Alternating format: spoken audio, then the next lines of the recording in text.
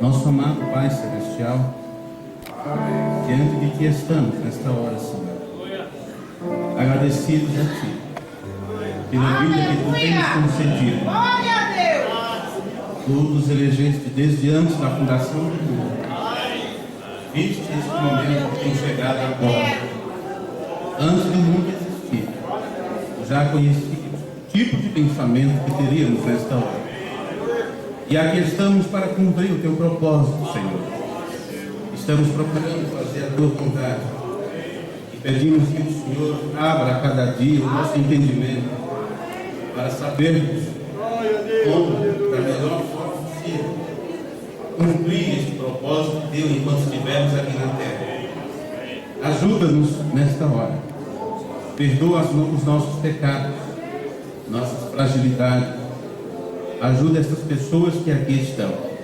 Aleluia! Homens, mulheres, jovens, crianças. Todos nós estamos necessitados de Ti. Necessitamos da Tua ajuda nesta hora. Aleluia! Que o Senhor possa aceitar o nosso culto, a nossa adoração, os louvores que têm sido entoados. Tudo que for feito aqui, que seja para a honra e glória do Teu nome, Senhor. Que em tudo Teu nome seja magnificado. E ao lermos a Tua palavra, que a ministração da mesma venha de encontro às nossas necessidades. E que possamos sair daqui com a bênção da Tua palavra em nossas vidas. Que a Tua presença se manifeste a cada um de nós. Que temos vindo buscar esta presença Tua. Que o Senhor fale conosco. Que o Senhor unja os nossos lábios para falar a Tua palavra. Unja os nossos ouvidos para ouvir aquilo que é a Tua palavra. E qualquer espírito contrário à presença do Senhor, que nesta hora esteja sob o domínio do Espírito Santo que está sobre esse lugar, sobre estas vidas. E que possamos alcançar a vitória da qual nós estamos necessitados para vencer o desafio desta hora, o desafio deste momento. Te rendemos graças por tudo e te pedimos em nome de Teu Filho amado Jesus, para a Tua glória. Amém. Amém.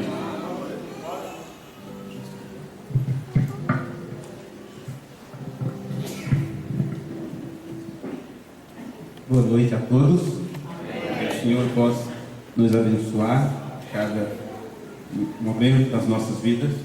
Antes de lermos a palavra de Deus, eu desejo agradecer primeiramente a Deus por estar vivo nesta hora e poder participar de um momento tão grandioso com vocês, desta festa espiritual. Agradecer ao pastor Luiz pela confiança, pelo convite, pela segunda vez que estamos aqui com vocês, e por ceder sua plataforma para falarmos um pouco sobre esta mensagem tão maravilhosa. Com apenas uma palavra, eu gostaria também de agradecer a presença de cada um dos ministros que vieram participar deste evento e agradecer a eles pela humildade que eles têm nesta hora de parar para nos ouvir. E espero que, assim como todo pregador da palavra faz enquanto outro está ministrando, eles possam estar intercedendo por mim, para que Deus possa nos usar e poder ser uma ajuda para todos vocês. Trago a saudação de toda a minha família, e desde quando eu tinha 13, 14 anos, eles sempre me deram todo o apoio para sair pelo mundo evangelizando, pregando esta mensagem. E trago a saudação do pequeno grupo que está ali em Francisco Morato, como também de outros irmãos que estão conosco. E espero que este momento não seja esquecido por nenhum de nós. Como falei pela manhã junto com o ministro, depois que ouvimos uma tremenda mensagem do pastor Gabriel, eu disse que isso possa ser lembrado para o resto das nossas vidas enquanto estivermos aqui na terra. É um momento único que temos de ouvir a palavra de Deus, e não apenas ouvir, mas pôr em prática aquilo que estamos ouvindo. Não é? Bom, eu creio que podemos então abrir nossas Bíblias, vocês que observam sua escritura. Nós vamos ler no livro de Hebreus, no capítulo 4 e o versículo 12. Eu tinha mais algumas palavras para falar nesse início. Uma coisa que eu não sei direito é dar uma saudação. Eu não consigo, eu já chego lendo a escritura e já começo. Então, algumas coisas que eu estava desejoso de falar, já esqueci tudo. Se não tiver anotado, já era. Então vamos direto ler as escrituras em Hebreus capítulo 4 e o versículo 12. Está escrito assim: porque a palavra de Deus é viva e eficaz, e mais penetrante do que espada alguma de dois gumes, e penetra até a divisão da alma e do espírito, e das juntas e medulas, e é apta para discernir os pensamentos e intenções do coração. Amém. Podemos aceitar, meus amados? Que Deus nos ajude nesta hora e abra nosso entendimento um pouquinho mais nesse instante. Bom, meus irmãos, eu tenho apenas uma citação do profeta de Deus para esse tempo final, para meditarmos um pouquinho, juntamente com esta escritura que nós acabamos de ler. A palavra de Deus é viva. Isso significa que a vida de Deus vem a nós através da palavra. Deus é vida. Deus é Espírito. E a forma como Jesus manifestou Deus para os homens foi trazendo aos homens a palavra de Deus. E ele disse: minhas palavras são espírito e vida. Então, se você tem a palavra, você pode ser vivificado, mesmo que você tenha estado morto, como diz Paulo. Estávamos realmente mortos em nossas ofensas de pecado, mas Ele vos vivificou, tornou a dar vida. Às vezes estamos mortos em um sistema humano, com ideias humanas, ideias mortas que não são os pensamentos de Deus. Porém, se somos frutos de seus pensamentos, se somos seus atributos, se estávamos nele antes da fundação do mundo, chegará um momento que isso se manifestará. E não há nada que possa impedir a manifestação de um filho, de uma filha de Deus. Porque a palavra de Deus vai aonde você está e te dá vida. E o Espírito testifica com o teu Espírito que você é um filho de Deus, é uma filha de Deus. Não há demônio, não há nada que possa impedir um filho de Deus de germinar através da palavra. Por isso, o mais importante para nós é termos, é ouvir a palavra de Deus, ou não adquiriremos fé, ou não teremos revelação, uma vez que a fé vem pelo ouvir, e ouvir a palavra de Deus. Amém. Os apóstolos do Senhor Jesus, aqueles que andaram tão perto da palavra manifestada, aqueles que puderam caminhar com Deus, já pensou você ter a oportunidade, a chance de caminhar com Deus? Você se sente tão bem, tão feliz quando encontra alguém que para você tem importância, tem um determinado significado, e você diz: eu encontrei tal pessoa, eu apertei a mão de tal pessoa, eu estive na casa de fulano, eu recebi a visita de tal pessoa, e você se sente tão bem com isso, e aquilo se torna um marco na tua existência aqui na terra. Pois bem, imagine você poder caminhar ao lado de Deus. Os apóstolos tiveram esta oportunidade. Enoque teve esta oportunidade. E andou Enoque com Deus. E ninguém o viu mais, porque Deus o tomou para si. Se quisermos ser também tomados por Deus, então que procuremos andar com Ele. Você vai andando, vai caminhando com Deus, até chegar ao momento que você já não será visto mais nesta dimensão humana. Para começar, você já fica escondido até do diabo. Você fica escondido em Cristo Jesus. Ele não consegue te alcançar. Terá que tratar com Deus, terá que passar por Deus.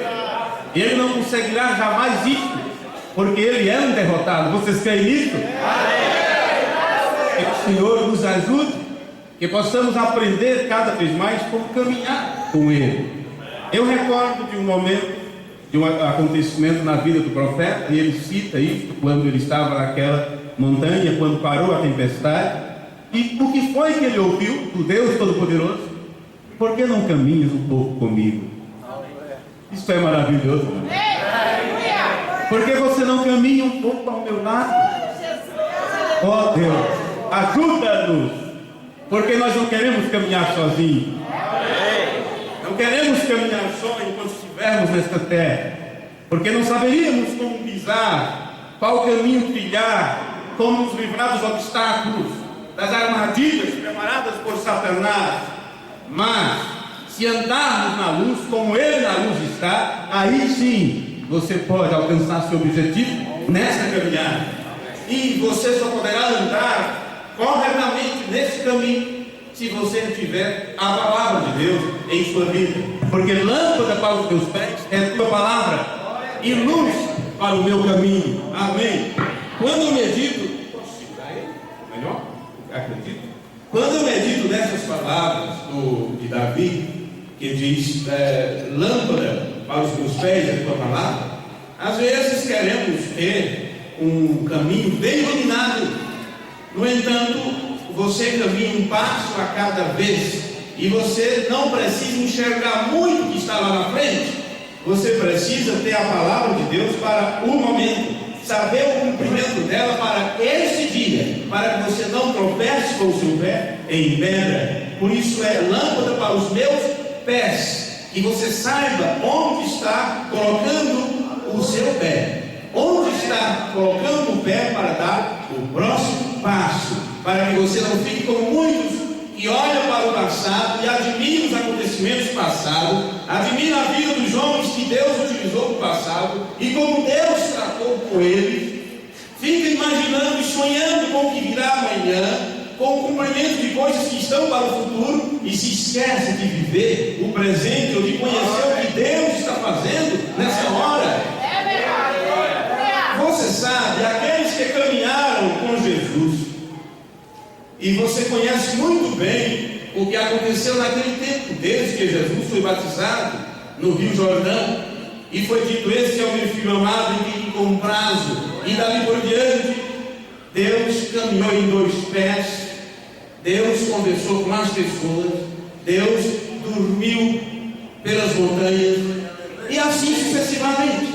E os discípulos andaram com ele, comeram com ele, mas não entenderam perfeitamente que vida era aquela, que ministério era aquele, o que era aquilo. Veja que mesmo eles vendo o acontecimento diante da tumba de Lázaro, depois de 4 dias de morto, fedendo, seu nariz já caído, como diz o profeta, e eles presenciaram aquela cena quando ele disse: Lázaro, sai para fora. E eles viram com seus próprios olhos a vida voltando àquele corpo que já estava morto.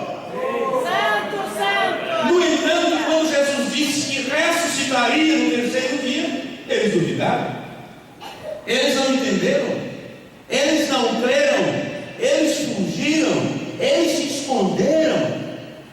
Porém, isso já não aconteceu mais quando lhes foi aberto o entendimento para compreender as Escrituras. Então eles puderam ver, se descortinou para eles o plano, e dali por diante eles se tornaram outras pessoas, e estavam prontos a dar suas vidas, a morrer e a selar seu testemunho por aquilo que eles tinham sido revelado. Mas essa revelação que eles receberam, nem todos que ouviram a palavra de Deus da boca do Senhor Jesus, nem todos entenderam, nem tampouco creram. E Jesus disse que não era para todos. Justamente por isso ele já falava em parábolas. E ele disse: graças te dou, ó Pai, Senhor dos céus e da terra, porque ocultas estas coisas dos sábios e dos entendidos e revela aos pequeninos. Então não queira ser grande, não queira ser alguma coisa, seja ninguém. Então Deus pode te revelar. Deus pode tratar com os pequenos e com os humildes, com aqueles que não são nada, com aqueles que não são notados. E a palavra sabe quem é você. Não precisa gritarmos para todo mundo que somos ou quem somos, ou procurar provar alguma coisa. Deus conhece quem são os seus. Nenhum se perderá. Ele sabe onde encontrar cada um de nós e como tratar conosco, porque a palavra de Deus, ela discerne os pensamentos e as intenções dos corações. É o que nós lemos aqui em sua palavra. Mas, meus amigos, depois que aqueles homens que andaram com Jesus, depois que lhes foi revelado o plano salvífico, o que Jesus estava realizando aqui na terra, e eles começaram então a testificar, a ser testemunho do que eles tinham visto e ouvido, eles começaram então a falar um linguajar que hoje, quando você lê isso nas cartas de Paulo, Tiago, Pedro, João, você deseja ter estado lá com eles para ver aqueles acontecimentos que eles relatam, deixaram registrados para nós. Na primeira carta de João, no capítulo 1 e o versículo 1, ele começou a registrar assim: o que era desde o princípio, o que ouvimos e vimos com os nossos olhos, o que temos contemplado e as nossas mãos tocaram da palavra da vida, porque a vida foi manifestada e nós a vimos e testificamos dela, e vos anunciamos a vida eterna que estava com o Pai e nos foi manifestada. O que vimos e ouvimos, isto vos anunciamos, para que também tenhais comunhão conosco, tenhais companheirismo conosco. E a nossa comunhão é com o Pai e com o seu Filho Jesus Cristo. Estas coisas vos escrevemos para que o vosso gozo se cumpra, para que o vosso prazer seja completo. Aleluia. Essas palavras de João, eu estava lendo essas mesmas palavras na tradução como linguagem que chamamos de contemporânea, a tradução da Bíblia, a Mensagem. Eu não uso essa Bíblia como a principal, mas apenas para fazer comparações. O linguajar dessa Bíblia deixa isso de forma tão clara que quando eu li isso me causou arrepio.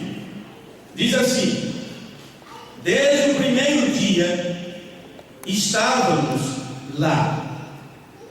Em outras palavras, estávamos diante dele. Ora, se tivéssemos um futuro, William Branham diz que a história de Laodiceia não será registrada para o futuro, ela passa diante de nós.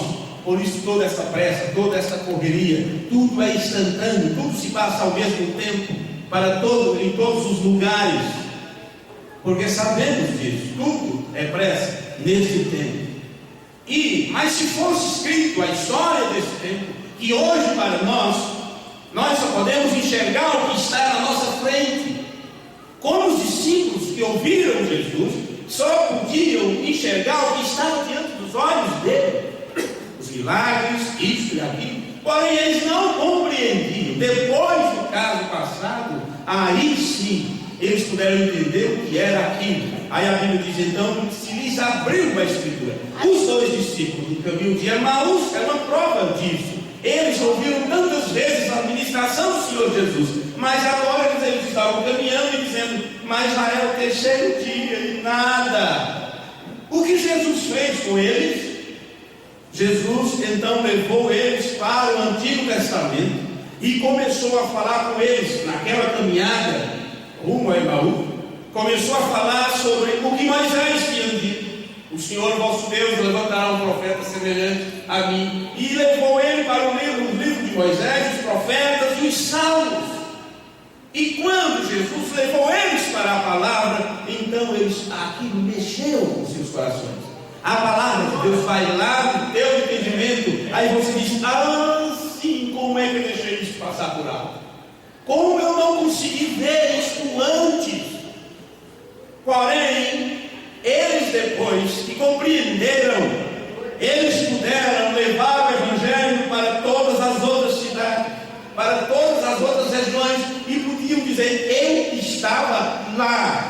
Eu estava lá. Se você pudesse ver hoje com olhos espirituais o que está acontecendo no mundo, em todos os setores da sociedade, todos os movimentos, seja crime, seja político, seja movimento religioso, seja coisas, aberrações que acontecem nesse tempo, e você pudesse ver o que isso tem no lado espiritual, e o que está acontecendo no meio do povo de Deus, no meio da noiva de Jesus Cristo, se você em um futuro pudesse ver o que está acontecendo hoje, e hoje você não enxerga isso, você poderia dizer: eu estava lá, eu participei da história, e eu fiz a diferença, eu fui diferente. Deus me deu a capacidade de fazer uma decisão correta e ser diferente do resto do mundo.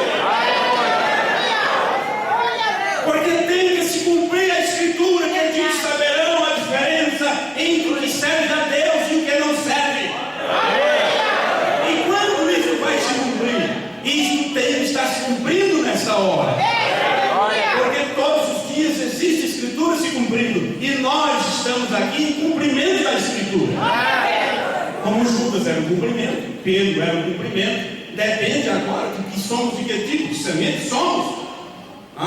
Qual caráter temos, qual é a natureza que está em nós, o que estamos para desenvolver nesta terra. E é claro que só vamos desenvolver, ou só vai ser germinado em nós, o tipo de semente que foi semeado em nós.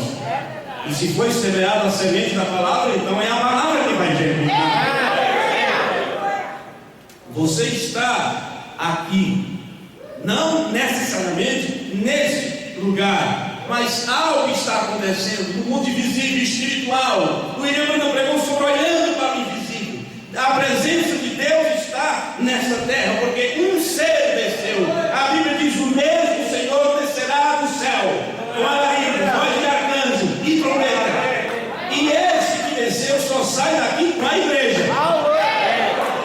Não vai ficar sobe e desce, sobe e desce. Não. O que desceu é para realizar um trabalho. A Bíblia diz que serão todos ensinados por Deus.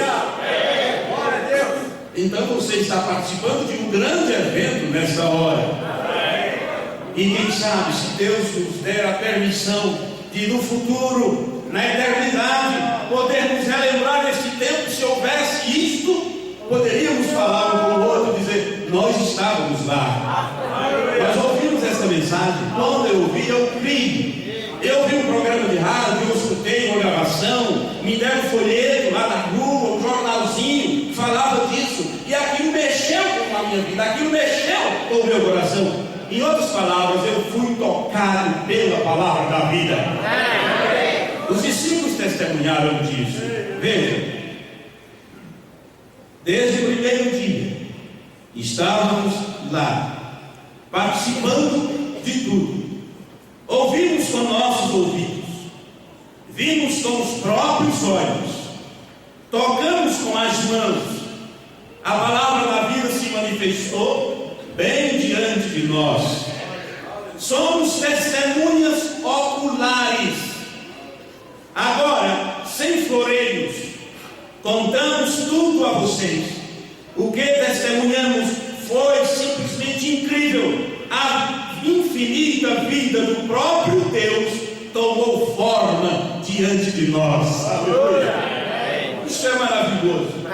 Nós ouvimos e o ouvimos, e agora estamos contando a vocês para que com nós tenham a experiência da comunhão com o Pai e o Filho Jesus Cristo. A razão de eu estar escrevendo é apenas esta: queremos que vocês desfrutem disso também. Aleluia! Louvado seja Deus.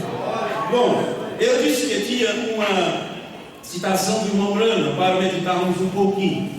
Depois dessas duas escrituras que nós lemos, eu creio que está um momento apropriado para lermos então as palavras do profeta. No sermão, a palavra falada é a semente original, no parágrafo 175.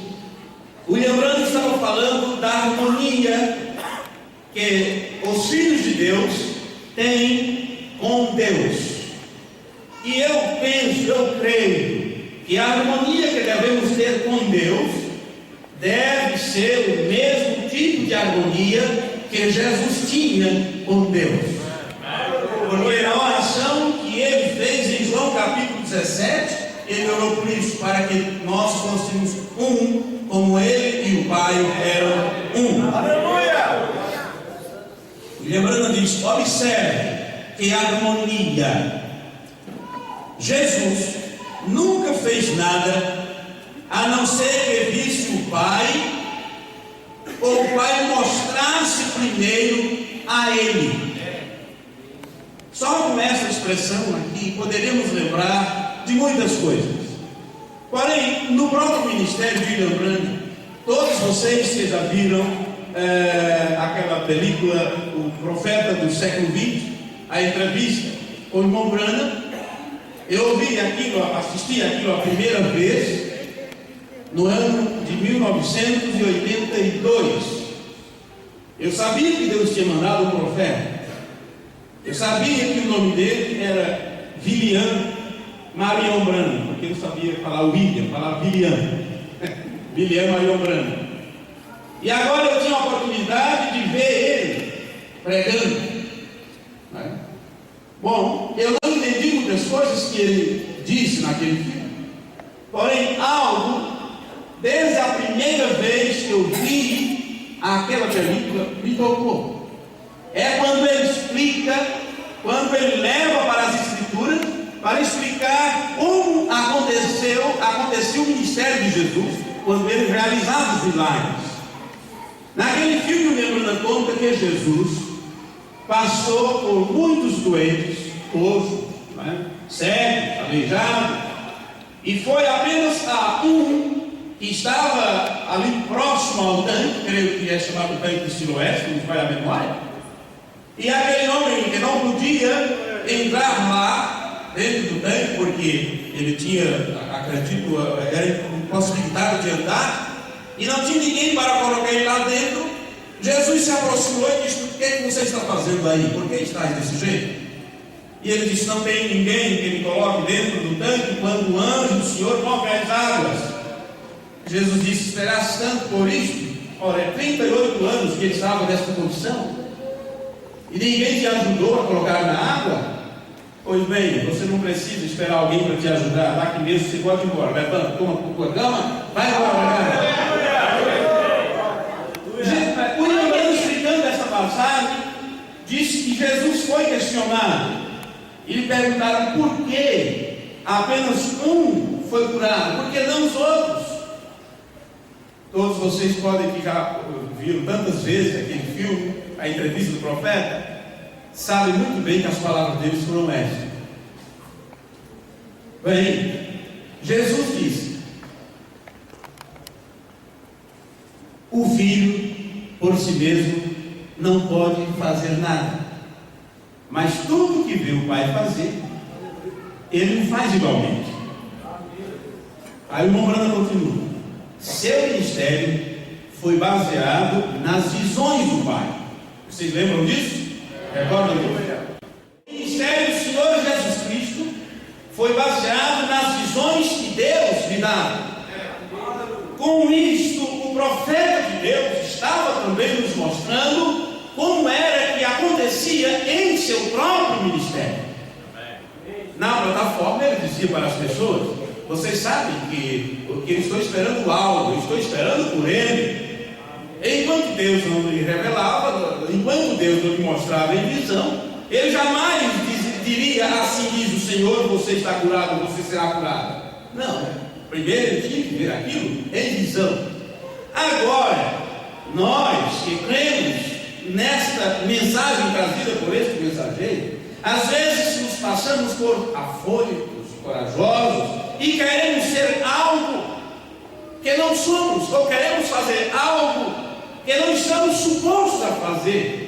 Queremos ajudar a Deus, queremos mover a manivela, fazer a coisa acontecer, sem esperar que Deus realize a obra. Bom, vamos ver aqui como o profeta ensina. Jesus nunca fez nada a não ser que visse o Pai, ou o Pai mostrasse primeiro a ele.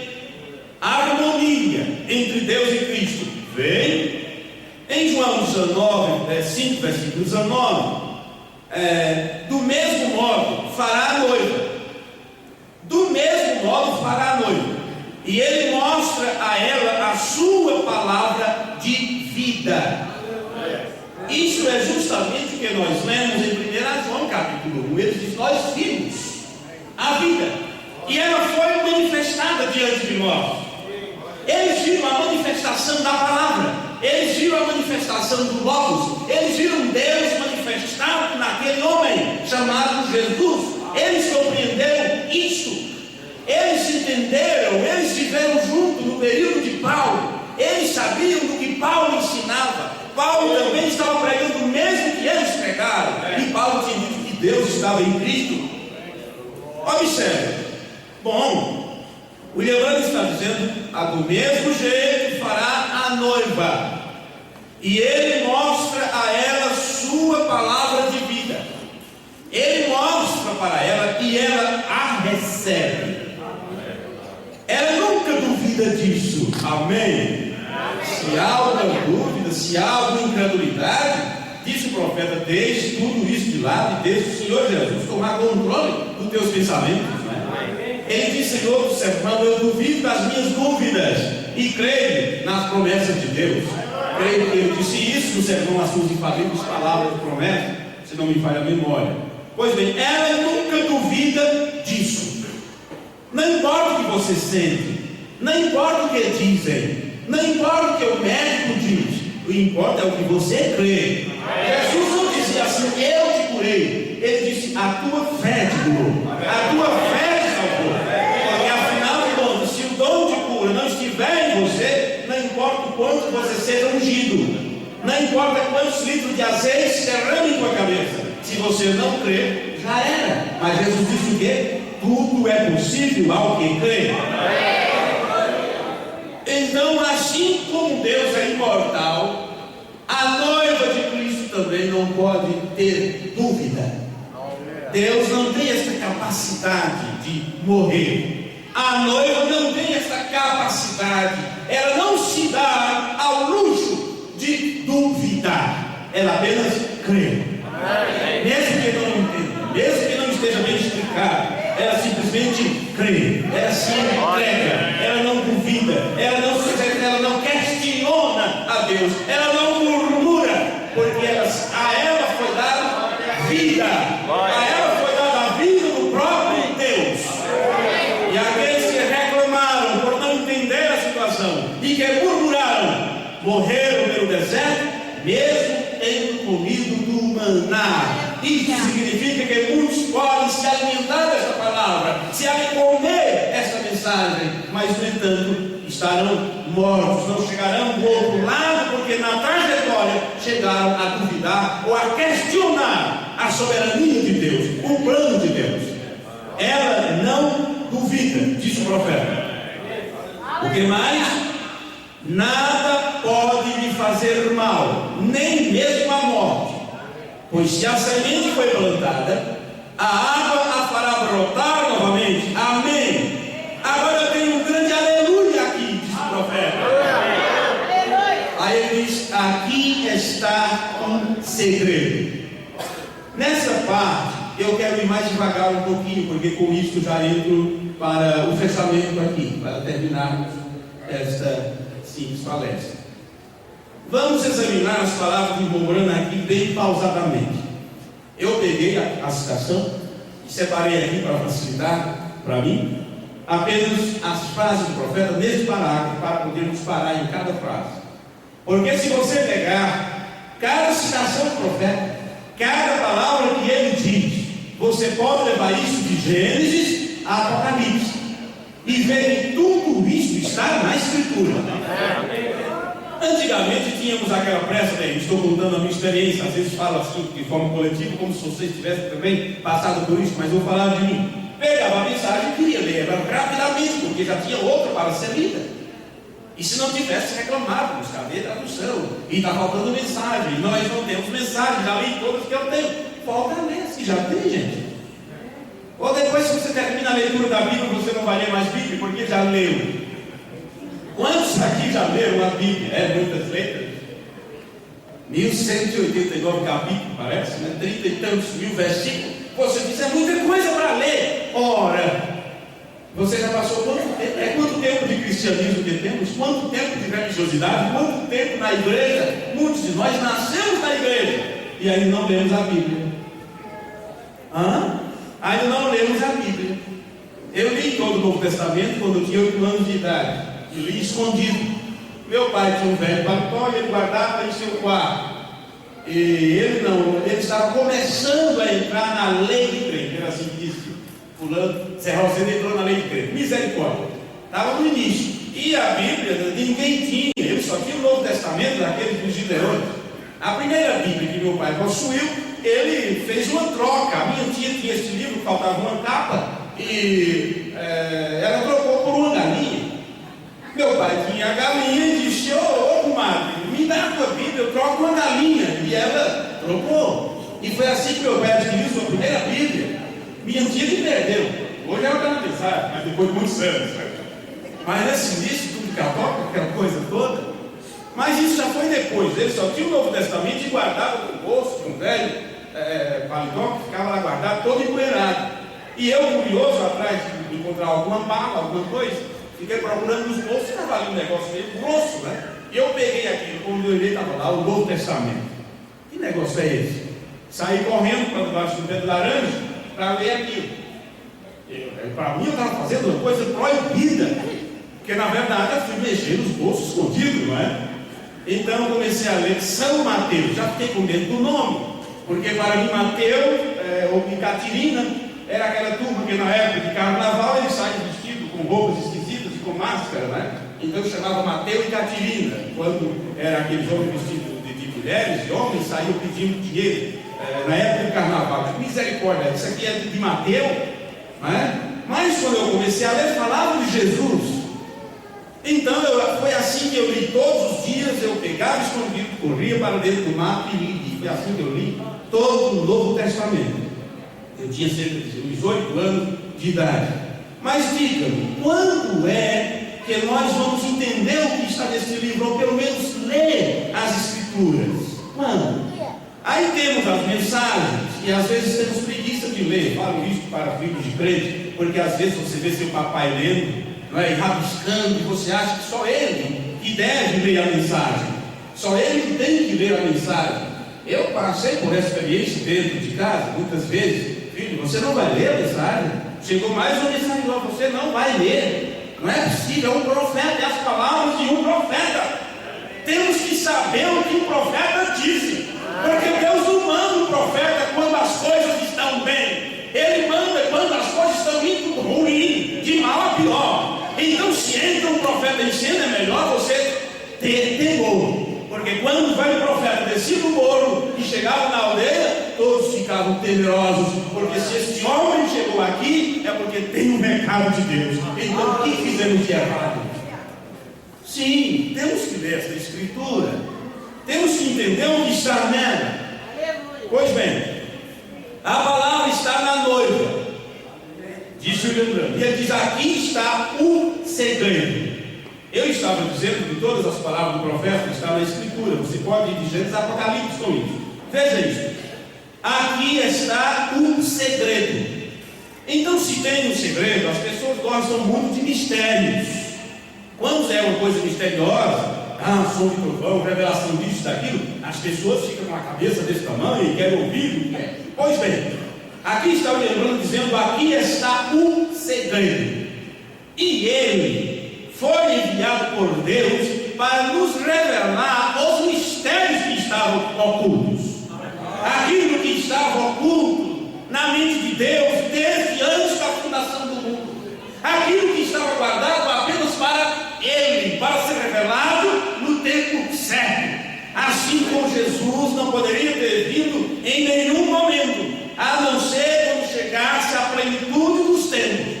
Deus não poderia ter enviado a revelação do seu segredo, dos mistérios que tinham sido escondidos antes do tempo. Daniel quis entender essas coisas porque ele teve muitas visões.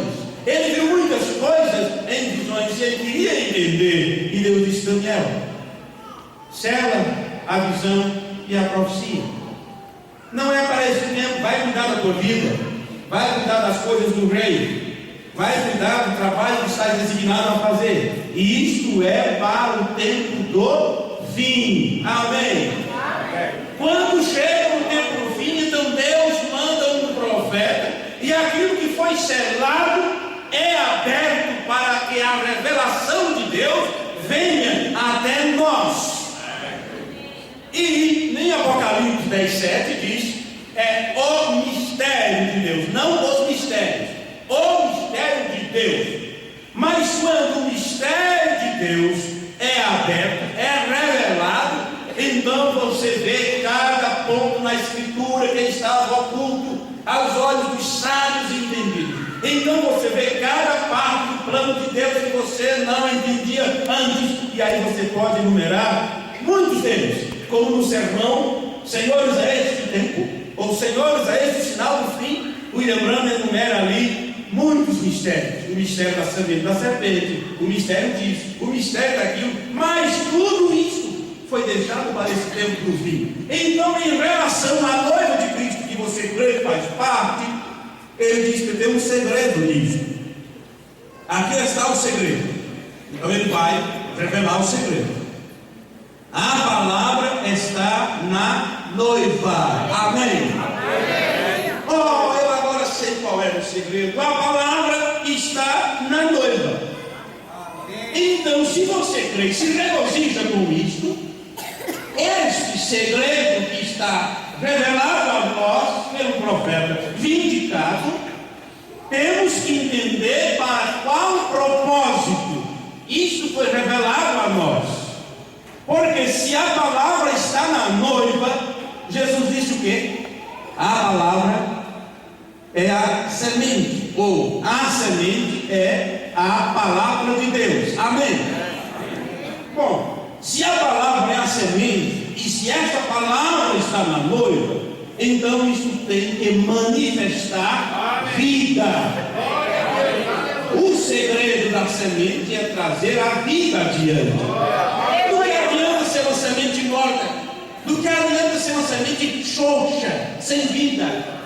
Mesmo que você não veja a vida, se você pega uma pequena semente e a abre em bandas, né? Um exemplo disso é uma pequenina semente de feijão.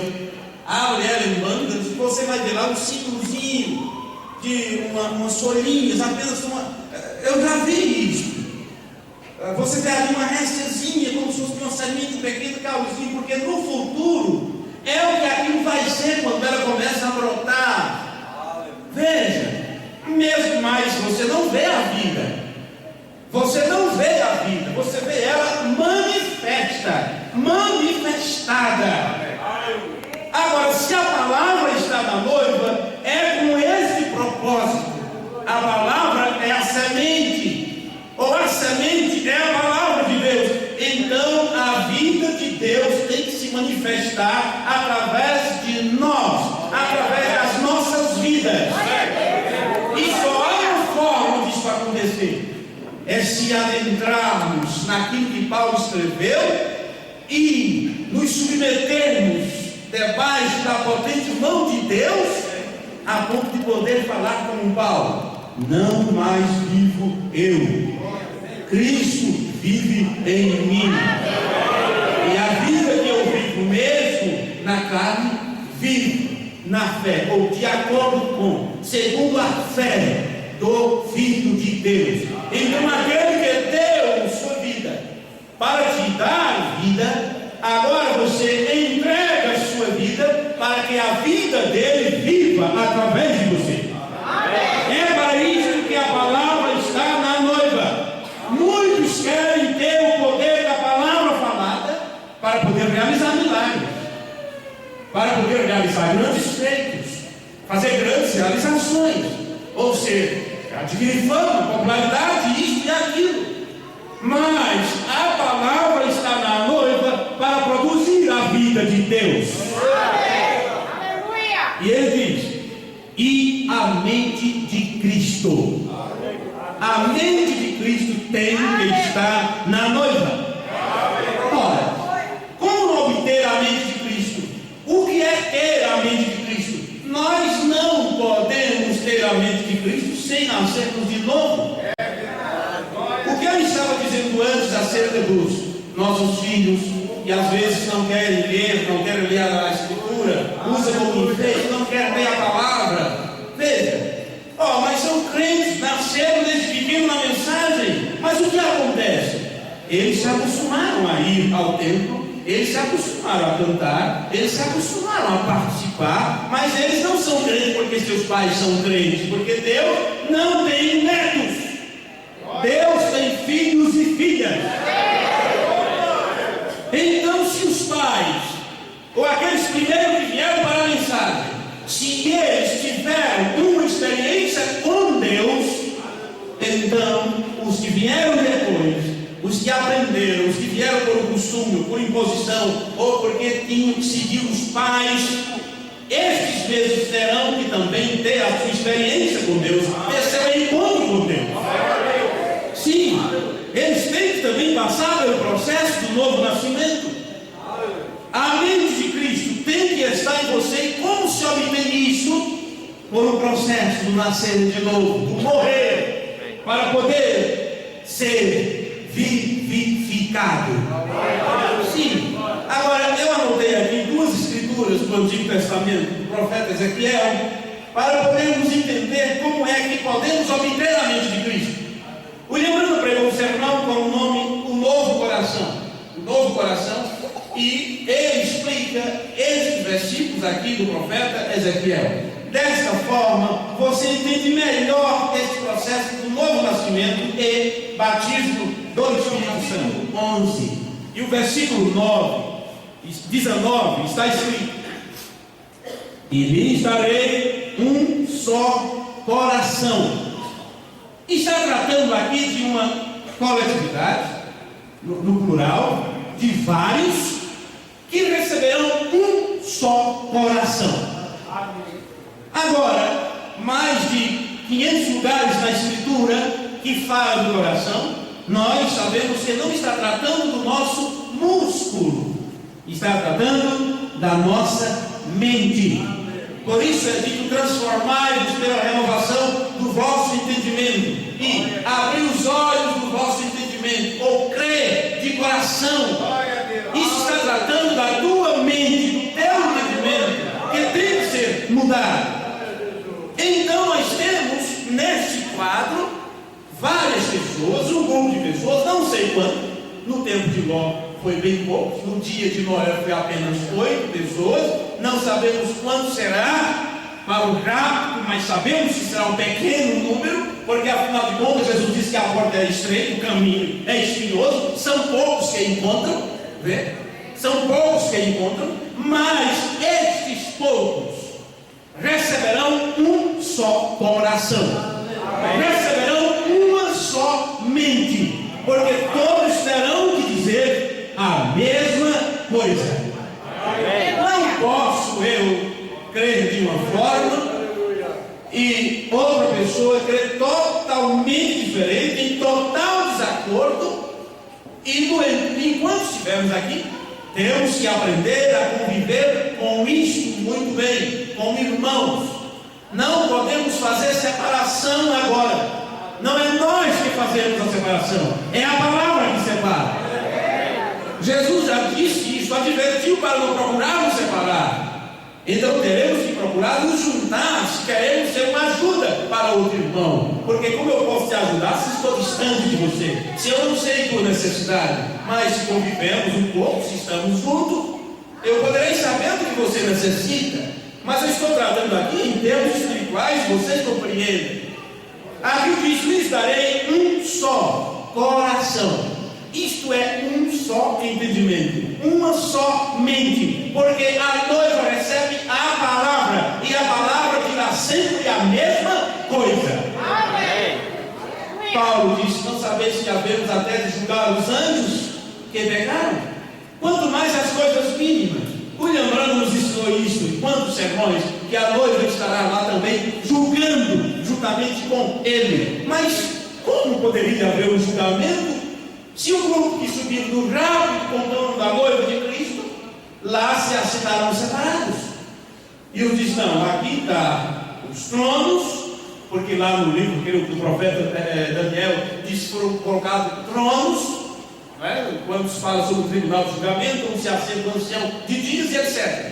E já pensou uma fila de bancos ou de tronos aqui para o companheirismo A, e outra fila aqui para o companheirismo B, porque eles não podem se sentar junto ali, porque enquanto estiveram aqui na terra se duelaram todo o tempo, sempre estiveram brigando, nem se juntaram, e disse: escuta, misericórdia, o irmão fulano visitou a igreja, o pastor fulano, e está cortado a comunhão, tira ele da feira, nem aceita, nem conversa com ele, senão você vai ser envenenado. Dá para vocês imaginar isso? Dá para imaginar a noiva, a palavra estando nela e agindo desse jeito? E vocês sabem que isso é uma realidade vigente em nosso tempo. Já pensou várias sessões de pessoas, e ali está o companheirismo A, o companheirismo B, o C, esse grupo, aquele ministério, aquele outro, enquanto estiveram na terra sempre estavam em guerra, porque nenhum concordava com o outro, e todos são noiva. Aí na hora de julgar, aí você julgado agora, o caso tal e tal, de fulano de tal e tal. Como é que esses julgam? Como é que o outro julga? Então teremos discussão, Plano Branco. Desarmonia, desacordo. William Branham disse: não, há uma harmonia aqui. A palavra está na noiva e na mente de Cristo. Então o problema que há das pelejas e guerras e contendas e separações é por falta do Espírito Santo. E o Espírito Santo só vem para nascidos de novo, porque os nascidos de novo podem ver o reino de Deus. E agora diz que ver significa entender. Então não estão entendendo o plano. Então a mente não foi aberta ainda. Mas vamos continuar aqui. Lhes darei um só coração e um espírito novo porém dentro deles. Isto é Ezequiel 11, versículo 19. Mais à frente, no capítulo 36, o velho profeta voltou a repetir a mesma dose dupla, não é? Diz assim, no capítulo 36, versículo 26, do profeta Ezequiel: e dar-vos-ei, e agora está falando de cada um individual, e dar-vos-ei um coração novo, e porei dentro de vós um espírito novo, e porei dentro de vós o meu espírito. Temos aqui dois espíritos agora, um espírito novo e o meu espírito.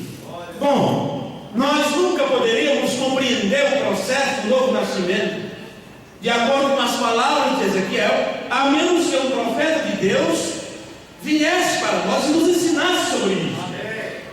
E nessa escritura, o profeta William Branham nos ensina assim: este novo coração são novos pensamentos, uma nova maneira de pensar. Eu creio que essa nova maneira de pensar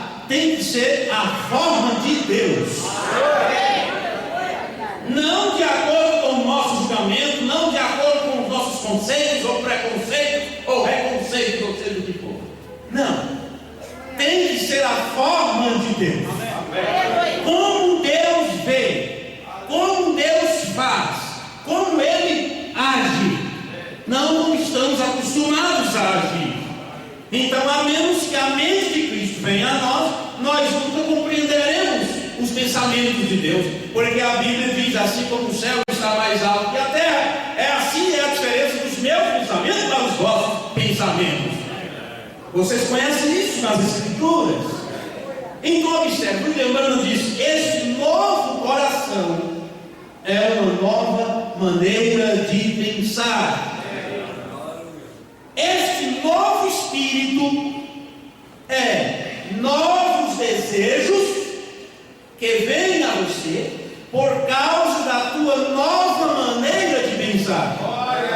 Então você, quando recebe um novo coração, que é um novo entendimento, você começa a ter novos desejos. E o Emmanuel diz que esses novos desejos te levam a fazer a coisa certa. Amém? Você então poderá escolher o certo. Você usará o livre-arbítrio não para fazer a tua vontade. Não, porque aqueles que recebem de Deus um determinado poder, aquele que dele deu, deu-lhes o poder de serem feitos filhos de Deus. Quer dizer, você já era filho, mas no entanto você recebe de Deus uma determinada capacidade com a qual você pode escolher o certo e rejeitar o errado. E você sabe muito bem que a única maneira de você escolher o certo é se o Espírito Santo estiver dirigindo você, não teus pensamentos. Então veja, um novo coração é um novo entendimento, é uma nova forma de pensar. Um novo espírito são novos desejos. E esses novos desejos quero fazer o que é certo. Amém? E só podemos fazer o que é certo se fizermos a vontade de Deus. Ok. Se esse processo acontecer conosco, aí Deus diz assim: então porei sobre vós do meu Espírito, diz o Senhor. Então o Espírito Santo só vem para aqueles que recebem um novo entendimento, aqueles que são transformados. Transformai-vos através de quê? Renovação de mente, para que a mente de Cristo venha a você. Veja, poderíamos pegar cada frase do profeta e pregar uma mensagem separada, mas deixe-me concluir rapidamente as demais frases, prometo não me estender muito, nem sei quanto tempo tem, que até relógio eu esqueci. A gente fica nervoso quando vai pregar. Não tem jeito. Pois bem, para que a mente de Cristo, veja, aqui está o segredo. A palavra está na noiva e a mente de Cristo, e aqui está um propósito para que a palavra está na noiva, para saber o que Ele quer que se faça com a palavra. Amém? Então Deus coloca a palavra em mim, em você, mas é Ele que sabe o que você deve fazer com isso. Por isso, quando os discípulos tiveram aquela instrução, Jesus disse: agora não saiam por aí fazendo isso e aquilo e aquilo. Não, ficai em Jerusalém até que do alto sejais revestido de poder. Só depois disso vocês podem então realizar o trabalho. Então, ela sabe o que Ele quer que você faça com a palavra. E uma vez que você tem a palavra em você e a mente de Cristo está em você, o que você vai fazer agora nunca terá teu nome. Nunca terá teu nome abaixo de tuas realizações. Jesus não buscou sua própria glória, e Ele foi e é o nosso exemplo. Sim, Ele nunca buscou sua própria glória, e Ele disse o porquê. Ele sabia que tinha um que testificava a respeito dele. Ele não dava seu testemunho próprio a respeito disso. Agora, ela tudo faz em seu nome. O que a noiva realizar com a palavra, ela faz no nome dele. Foi assim que Jesus fez. Ele disse: Pai, eu dei a eles a tua palavra. Assim em João 17, eu dei a eles a tua palavra. E como ele fez isto? Manifestando sempre a Deus, expressando a vontade de Deus. Quando disseram: o mestre, diz que eu sou bom? Não há nenhum bom a não ser vosso Pai Celestial. Outra gritou depois de ouvir o sermão que ela ficou emocionada e diz: bem-aventurado, ventre que te gerou, os seios que te amamentaram. Opa! Antes, bem-aventurado aquele que ouve a palavra de Deus e as cumpre. Nicodemo chegou elogiando: mestre, bem sabemos que és um mestre vindo da parte de Deus, porque nenhum homem pode realizar essas coisas a menos que Deus esteja com ele. Ela disse: opa, vem com elogio para cá. Necessário vos é nascer de novo. Tudo a noiva tem que fazer no nome dele. E já está estabelecido na palavra: tudo que fizerdes, por palavras ou por obra, fazei tudo em nome do Senhor Jesus. Através disso, você dá glória a Deus Pai, porque Ele que diz: todo o joelho se dobrará, toda a terra, todo se confessará que Jesus é o Senhor, para a glória de Deus. Então a noiva aprende como fazer a vontade de Deus, uma vez que a palavra está nela e ela tem uma renovação de mente. Outra coisa que o Leandro diz aqui: ela tem, assim diz o Senhor.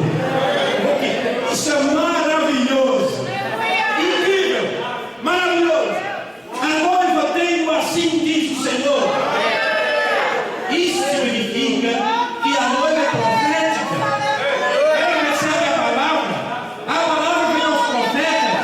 A noiva recebeu o profeta na qualidade de profeta. O galardão do profeta está na noiva. Ela compreende a palavra de Deus, porque era um homem ungido, e a unção que estava naquele homem passou para o povo que creu em sua palavra. E agora aquilo que eu e Antônio contemplou da parte de Deus, passou para você, e agora você pode ver a mesma coisa que eu lembrei aqui. Saber o que eu sou. Sim, senhores, ela tem o assim diz o Senhor. Oh meu Deus, mas para que o assim do Senhor está na noiva? O que a noiva vai fazer com o assim do Senhor? Será para sair profetizando, como as denominações fazem? Eu profetizo na vida tua, que Deus te fará realizar o trabalho, ou grande homem, ou varão de guerra, isso e aquilo. Para que o assim do Senhor está na noiva? Observe as expressões do profeta. Ela tem, assim diz o Senhor. William Branham, para que ela tem?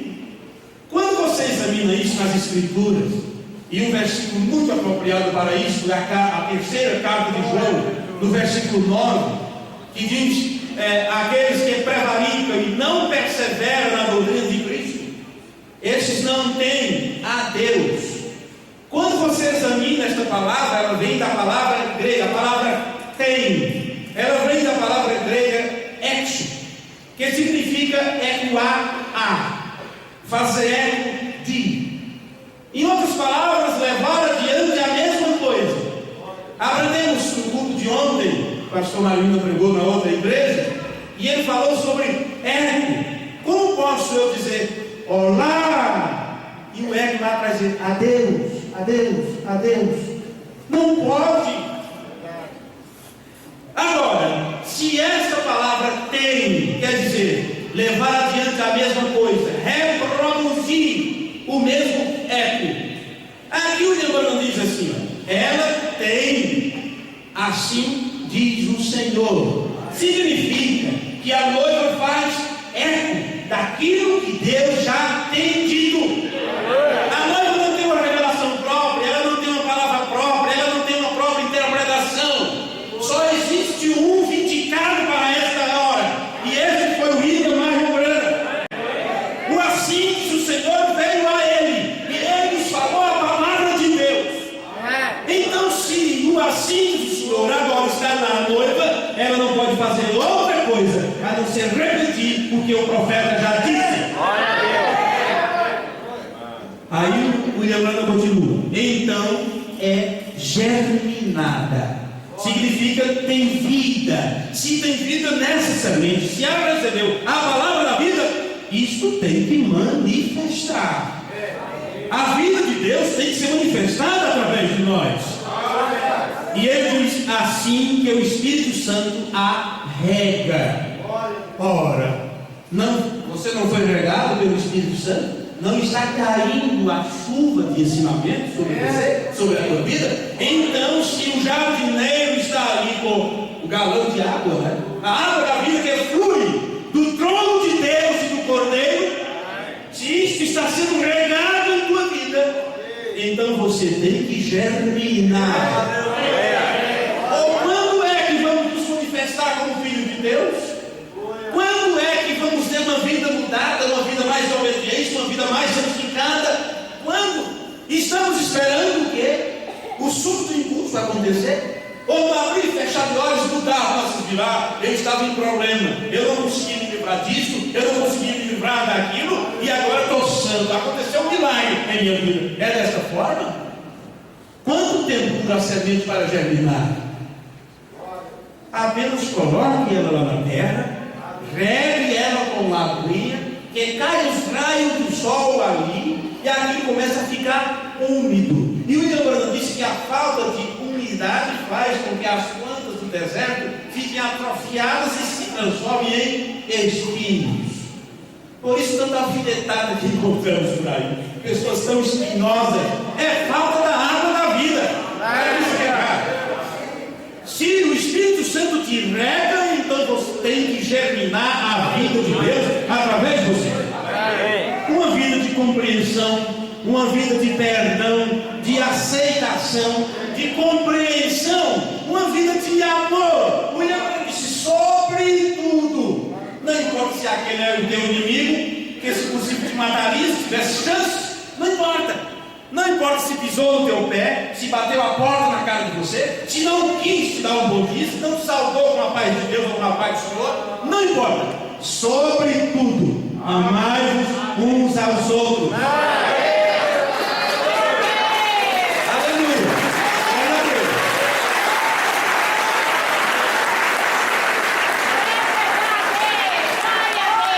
Mas sabe, a comida não estava tão boa, ela colocou sal de propósito. Cheguei tão cansado em casa, com tanta fome, e a coisa não estava.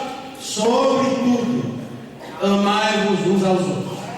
Mas eu queria que ele mudasse, que ele fosse um melhor crente, ou uma cristã mais obediente. Só o amor pode mudar isso. Amai-vos uns aos outros. Ele é rebelde, é isso, é aquilo. Amai-vos uns aos outros como eu vos amei. Mas ele é um traidor. Ele só veio aqui para acabar com a minha vida, para me destratar. Ora, Pedro chegou a praguejar, dizendo, nunca vi Jesus, não conheço esse homem, não faço parte desse grupo, não me juntei com essa cidade. Depois Jesus chegou para ele e disse, Pedro, tu me amas? Pois bem, eu vou confiar meu rebanho a ti. Você confiaria? Você confiaria? As pessoas dizem, eu não levo desaforo para casa. Errou comigo uma vez, já era. Não perdi a confiança, já era. Somos humanos. Temos que aprender o que é amor divino.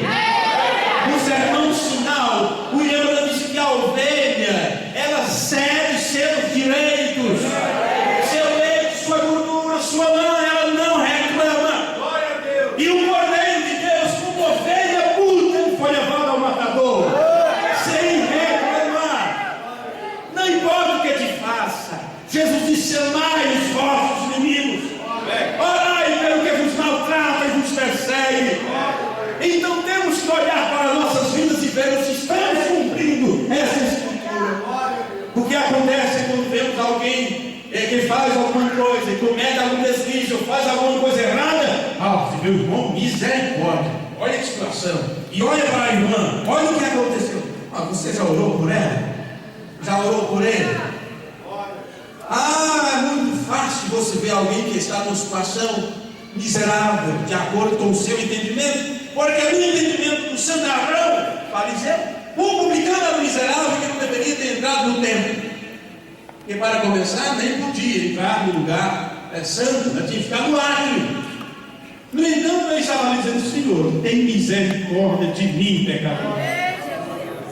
Quer você ser uma bênção, quer você ser uma ajuda enquanto estiver nesta terra? Então se apiede dos fracos, daqueles que não conseguiram fazer o que você já fez, ou já está fazendo.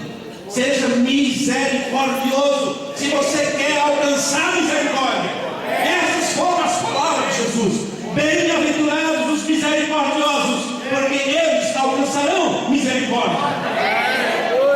Mas como podemos? Como podemos? Veja, William Branham diz que quando a palavra está na noiva e ela recebe a mente de Cristo e descobre o que fazer com a palavra, que é só o que ele deseja que se faça, ela então faz tudo no nome dele, e ela tem uma síntese do Senhor, e ela é germinada, ela germina, quer dizer, a vida começa a se manifestar através de você, assim que o Espírito Santo te rega com a palavra, e ele diz: até que você cresce.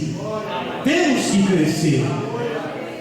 Quando é que vamos crescer? Quando vamos nos tornar adultos? Paulo disse filhinhos, não chamou ele de irmãos, ou de pessoas adultas, crescidas, amadurecidas, chamou de filhinhos, crianças, iniciantes, como se estivesse dando os primeiros passos, porque é como aquelas pessoas que aprendem, mas nunca chega ao conhecimento da verdade.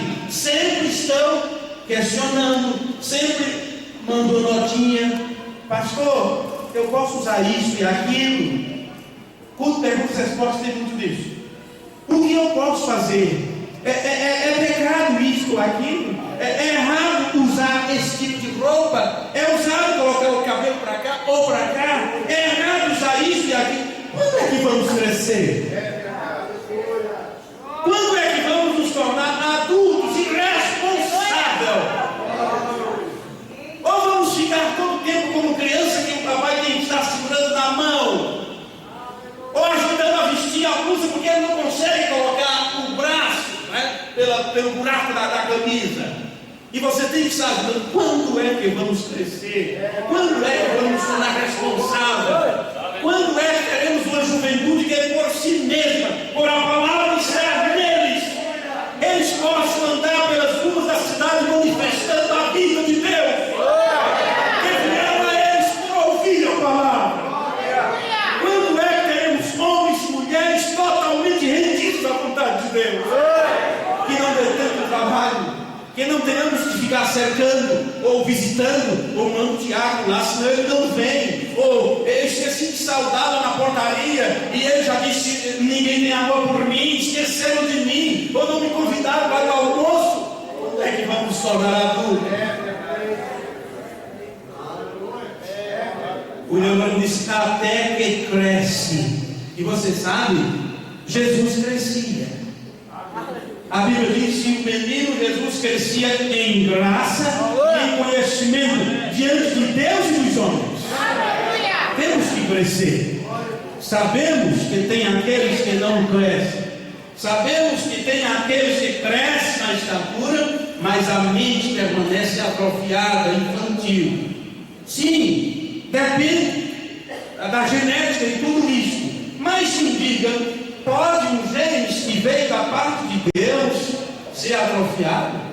Não, senhores, todos terão que alcançar a perfeição. E Paulo disse para que o quinto de Efésios: até que todos cheguem à unidade da fé, a estarão perfeitos, a mesma estatura de Cristo. O Hebreu disse: até que cresce. Eu estou lendo uma palavra falada da semente original: até que cresce. E quando cresce, ele diz: e serve seu propósito. Oh, você já sabe qual é o propósito de Deus para a tua vida? O Abraão não sabia qual era o seu propósito. Cada profeta e mensageiro de Deus sabe para que foi enviado. Jesus sabia para que ele nasceu. Ele disse: eu para isso nasci, para isso vim ao mundo. E ele disse: eis aqui eu venho para fazer, ó Deus, a tua vontade.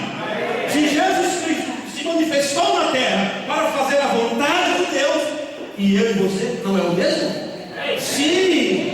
Estamos aqui para fazer a vontade de nosso Pai, para servir a seu propósito. João Batista sabia quem ele era. Quando chegaram e perguntaram: és tu o Messias? Não sou. És tu o Elias? Ele disse: não sou. Ora, ele era ungido, e cada profeta recebe a unção da palavra, então é o Cristo também. Ele era o Elias, bem sabemos que ele era o Elias para aquele dia. Mas tinha uma escritura que se cumpria naquela etapa do seu ministério. E quando ele falou sobre si mesmo, ele levou para o profeta do Antigo Testamento. E em outras palavras, ele disse: eu sou isso aqui, olha. Eu sou a voz que clama no deserto. Amém? Amém. No exato momento da vida de Jesus, ele leu no livro de Isaías, e estava se cumprindo ali em sua vida aquela escritura. Ele disse: o Espírito do Senhor está sobre mim, ele me ungiu para isto, e depois disse assim: ó, hoje tem se cumprido essa escritura diante dos vossos olhos.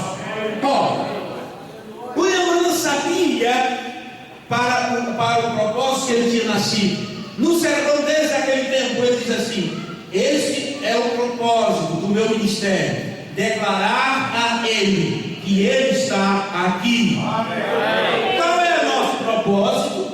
Qual seria o nosso propósito? Tem que ter. Você tem que ver isso na Escritura, porque bem sabemos que a Bíblia Sagrada está se cumprindo bem agora diante de nós. Cada um de nós aqui estamos cumprindo parte da palavra. Eu só espero que possamos estar cumprindo parte da palavra, como aquelas que falam dos heróis da fé, de Sara que era obediente, de Abraão que não duvidou, e assim sucessivamente. Porque muitos estão cumprindo escritura, como Judas, como muitos deles que vocês bem conhecem na palavra de Deus. Mas você está aqui para cumprir o propósito deles. E ele diz assim: ó, eles fazem unicamente a sua vontade. Observe a sua vida. Se você conhece a palavra, se a palavra está em você, então veja o que é que você está fazendo. Veja suas escolhas, veja seus objetivos, observe teus sonhos, veja teus desejos. Paulo disse assim: procurei saber qual é a boa, perfeita e agradável vontade de Deus. Pode ter certeza que a vontade de Deus é diferente da tua. E se você quiser cumprir a vontade de Deus, você precisa se render como Jesus se rendeu. Jesus tinha sua própria vontade, ele tinha seus desejos. Veja, ele tinha a sua vontade própria, ou ele não teria dito: Pai, se possível, passa de mim este cálice. Em outras palavras, se dependesse de mim, da minha escolha agora, eu não passaria por isso. William Branham, em um sermão de nome Conferência, tem vários sermões com esse nome, ele disse que ali no jardim do Getsemane, Deus veio ter uma conferência com seu filho, mostrou para ele o futuro, os acontecimentos na cruz, toda a rejeição, tudo que ele ia passar, e disse: filho, aquele plano apresentado lá antes da fundação do mundo, chegou o momento dele se cumprir. Você vai passar por isso, será dessa forma, você vai se entregar, vai ser gordo, vai sofrer, será tremendo. E no entanto as pessoas rejeitarão durante toda a vida, terão você como personagem histórico e tal. Vale a pena? Está disposto? O Emmanuel diz que Jesus disse: se possível fosse, passa de mim este momento, mas não seja feita a minha vontade, mas a tua.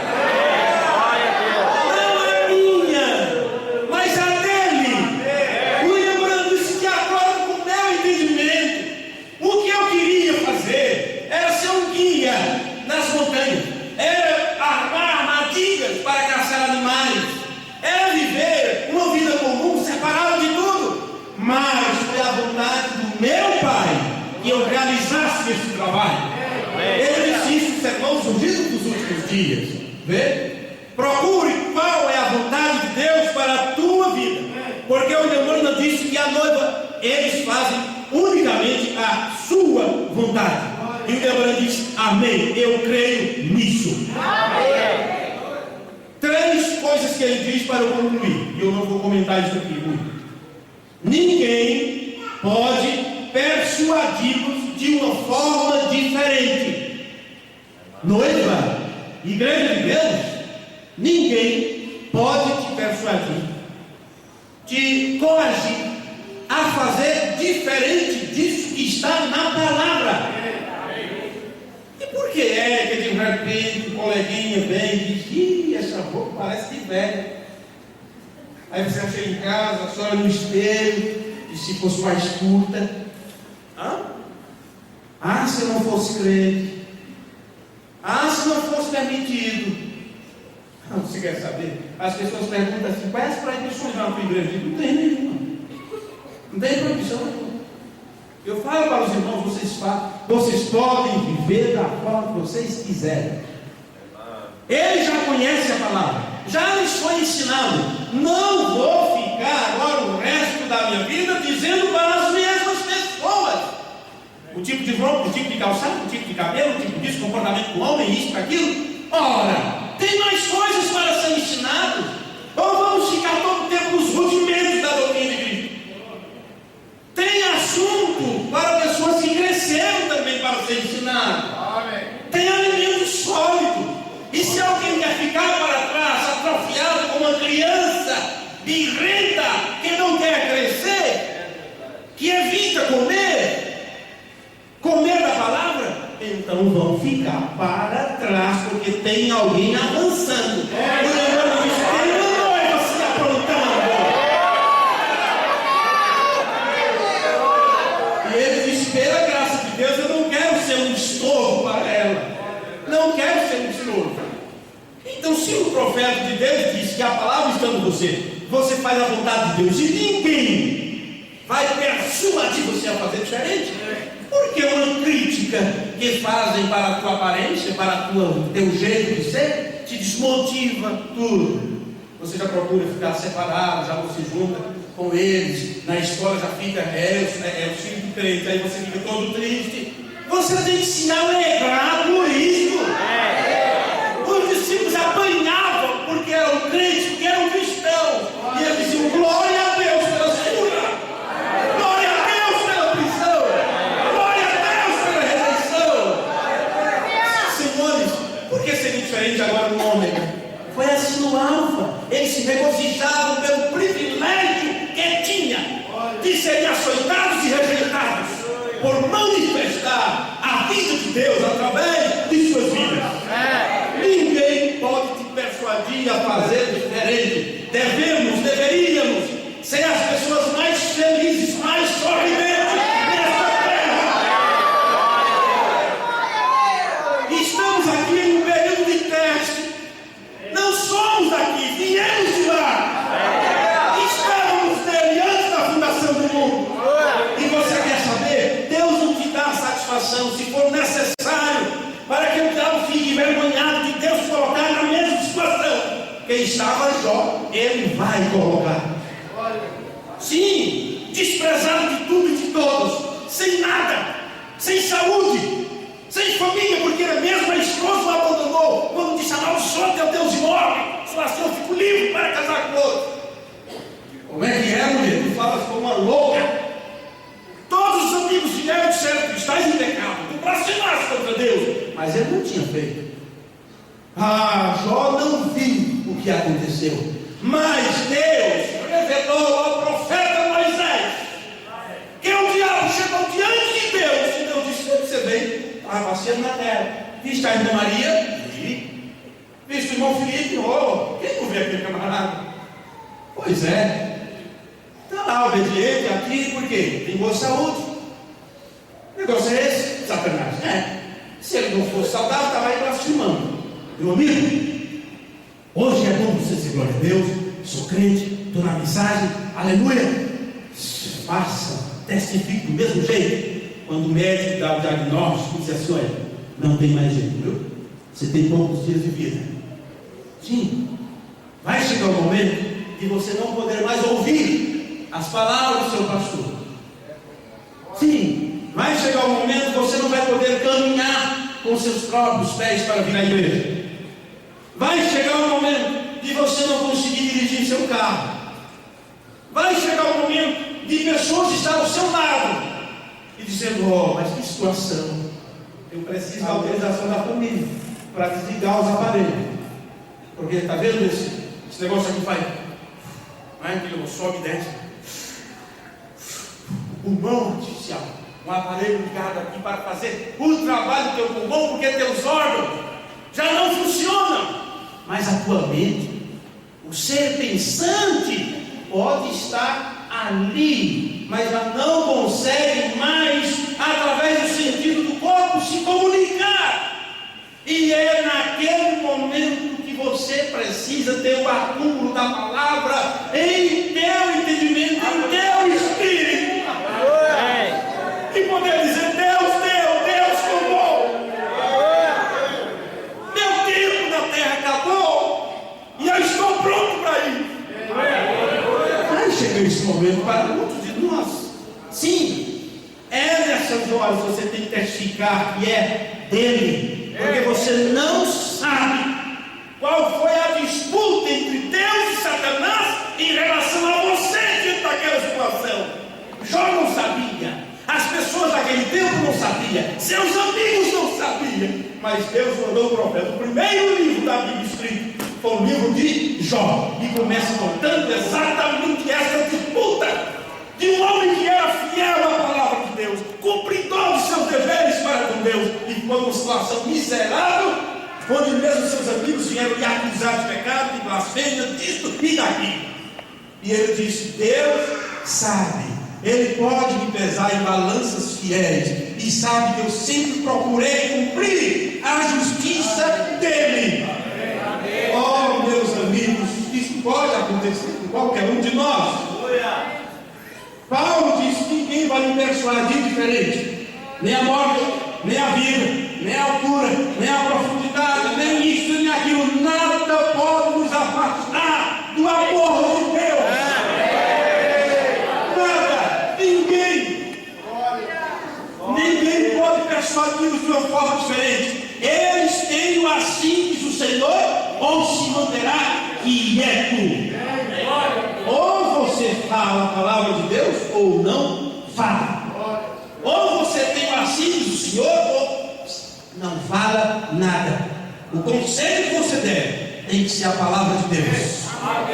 Irmão, o que você acha disso e daquilo? Cuidado com suas palavras, cuidado com os seus conselhos. Às vezes a pessoa só está querendo uma confirmação, e depois colocará a culpa em você.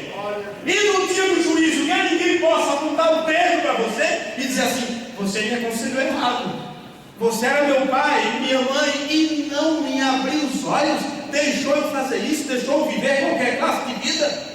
É melhor hoje eles, ou os que dependem de você, te ter como obsoleto, passado de moda, chatos, isso e aquilo, do que no dia do juízo eles apontar o dedo e dizer: você me deixou viver de qualquer jeito e não me orientou. Sim,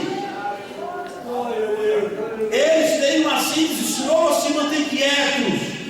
Se não for a palavra de Deus o que você vai dizer, o conselho que você for dar, se não for o parecer da palavra, então fique quieto, não fale nada, não dê seu próprio parecer, porque o parecer próprio sempre será carnal e pecaminoso, e trará um resultado maléfico para você e aqueles que dependem de você.